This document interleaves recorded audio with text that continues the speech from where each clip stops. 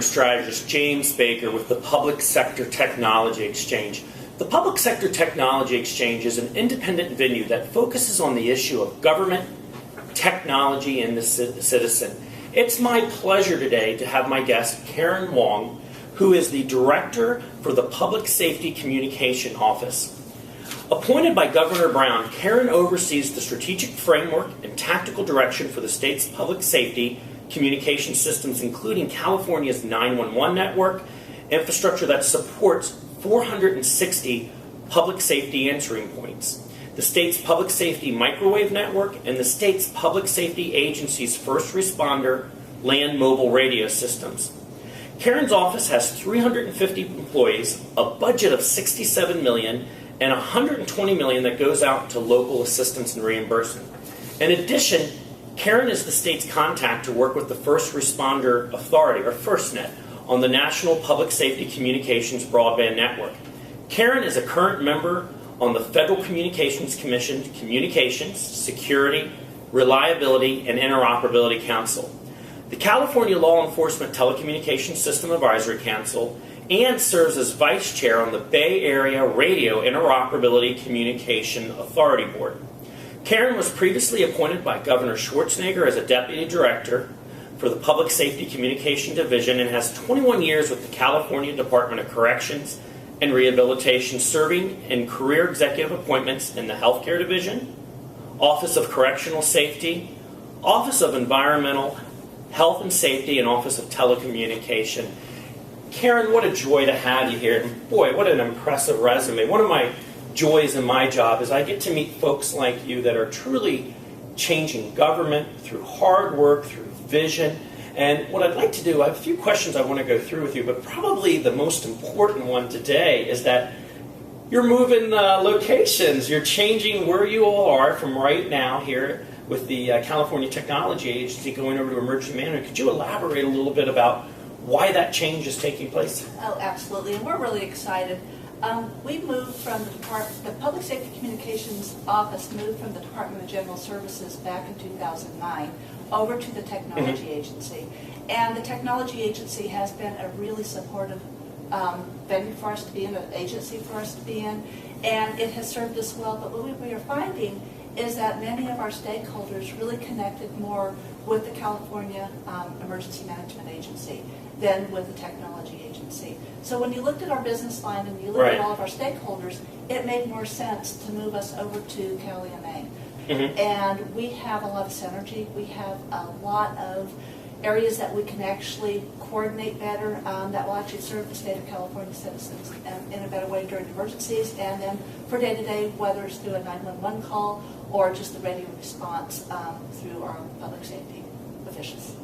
Now, one of the things I want to point out to the audience listening in is that we read a great deal of information about Karen's resume and the different organizations that she's with, but could you share, I have a little bit of insight to what those different groups, and that is no short list to get your name on. Those are, I think what a lot of people don't realize is that when a natural disaster, when something happens, there are multiple points of communication where ultimately we have to get the right information, not only to the citizens, but to also decision makers in these situations.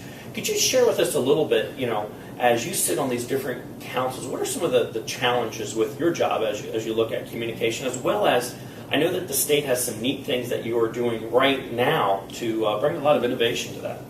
A lot of the challenges are making sure that we're able to get the information to the public. In any type of catastrophic event, it's hard to get the information out to the folks that need it quickly.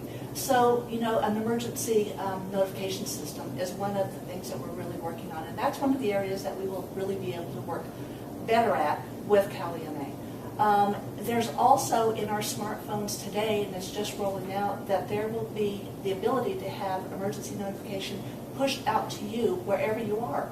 So if you happen to be traveling in the Los Angeles area, an event happens there, your phone will know where you're at and will be able to push that notification to you. So that is just fairly new. It's rolling out from the wireless telephone companies, and so there'll be more about that coming. Some of the other challenges is to making sure that our 911 system is there for everyone all the time, and that's some of the innovation that we've been doing lately. We have 5 pilot projects for Next Gen 911 that we're right in the middle of. Our first has been, we got a grant from the E911 back from the feds for $4 million to put a Northeast grant project for Next Gen 911 up in the northeastern part of California. So what we've ultimately done is taken 13 counties and 37 public safety answering points and networked them to an IP backbone. First in the state, it was phenomenal, the working relationships between us, the local law enforcement, the fire, I can imagine. Community. Yes, because this connecting all that also has a lot of operational impact and jurisdictional issues that we're able to overcome through this project. And then the most exciting thing that we did through this project is we were the first in the nation to be able to do call identification, location identification through an IP network. So when you call 911, over this IP network, we can actually identify your location as if it was a wireless telephone call over the normal wireless telephone network. Wow. Now, share with me, too, a little bit. What I'm always fascinated, we're in this era right now of bring your own device. Everyone like me, whether it's an iPhone or Android, we have some kind of tablet, a phone, a laptop, and then a desktop. And we're doing, in this era of bringing your own device, the big thing that I think comes up for a lot of folks is security. And I can imagine, too, that when you're in those integral places where you're sharing data with other places, do you foresee a lot of security challenges coming up down the road with this new era of so much computing power just for the layperson? There will be a lot of security challenges. The Next Gen 911 network is going to have major security challenges, and we're still working that out. The network itself needs to be open for anybody to have access to, and then it also needs to be very secure, because the information will be gathering. And it goes back to your devices that you were talking about.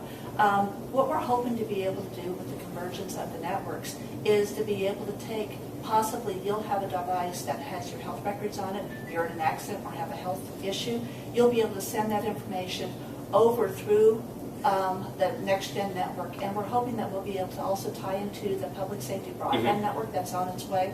It will pass up the call taker that normally would answer your 911 call and actually get right to our first responder. Now, the first responder is going to have a device itself that will be able to read this. So we're going to have devices specifically for public safety needs. So we won't want some of the public safety information being pushed over to somebody's iPhone or their BlackBerry or their Droid or whatever they're using. So this network will be kind of closed, so the public safety responder, first responder, will have to use this dedicated device.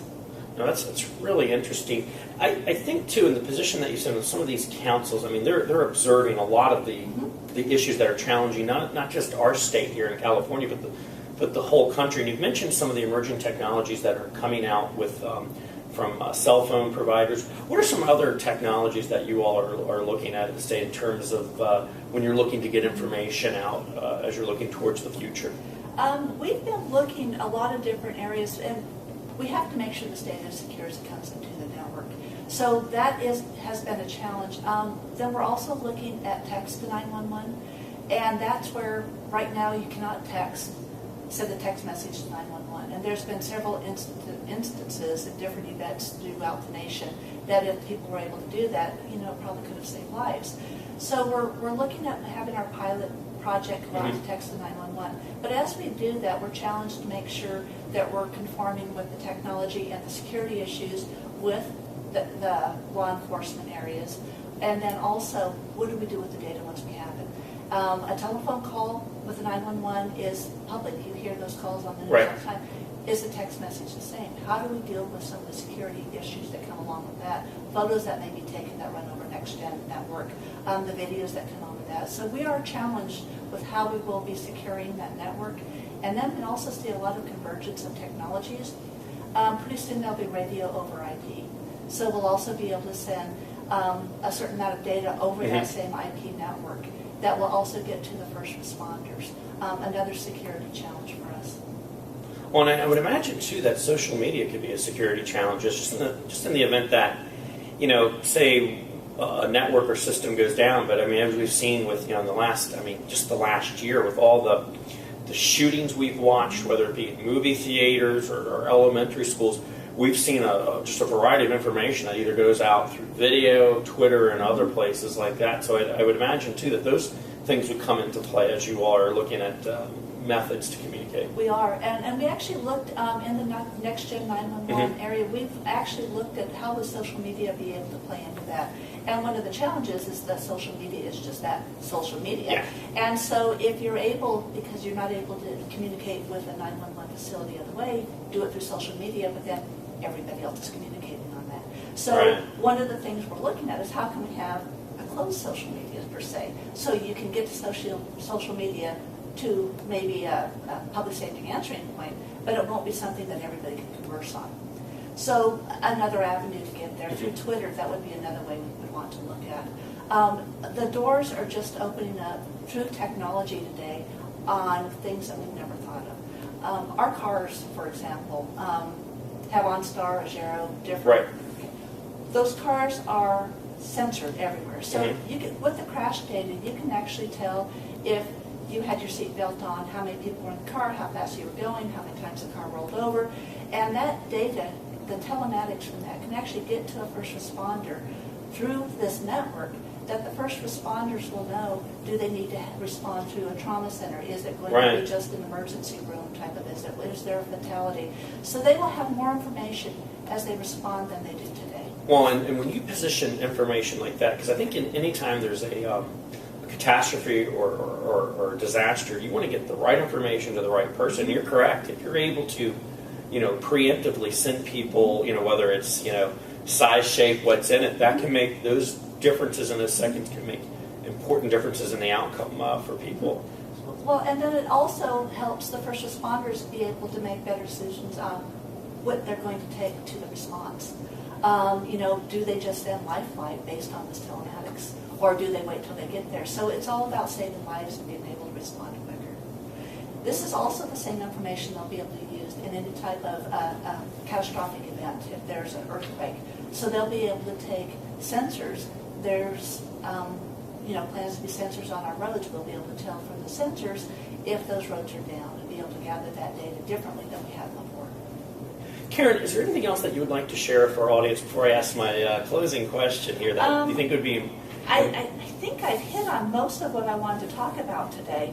My last question for you is this. I have the opportunity in my position to meet great leaders of government all the time.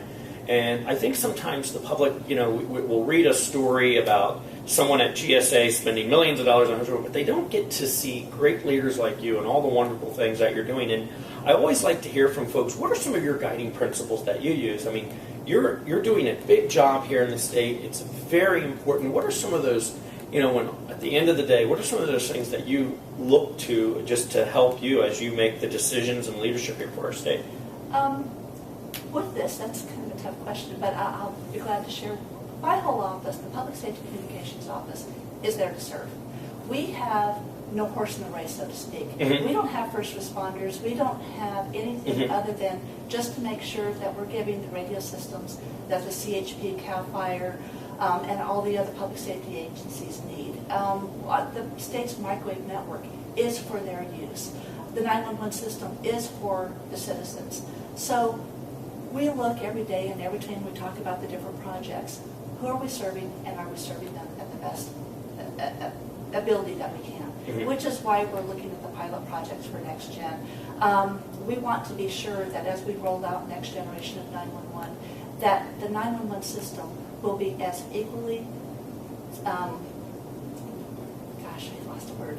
It will be as equally safe for the 911 for the callers to get to, and as reliable as it is today. And when you move off the normal telephone system onto an IP platform, we need to make sure that we know what we're doing as we roll this out. The same with text to 911, the same with radios over IP.